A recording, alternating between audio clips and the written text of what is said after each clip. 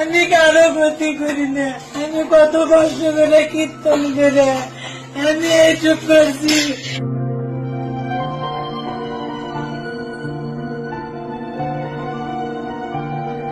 জীবনে যা কামাই করছিল ওই দিনের খাটে জীবনে যা কামাই করছিল সব নিয়ে চলে গেছে।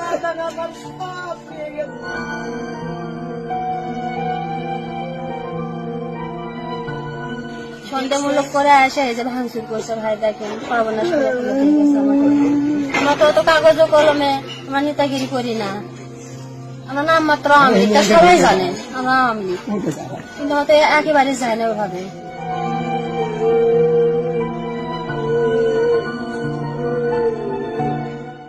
সব নিয়ে গেছে।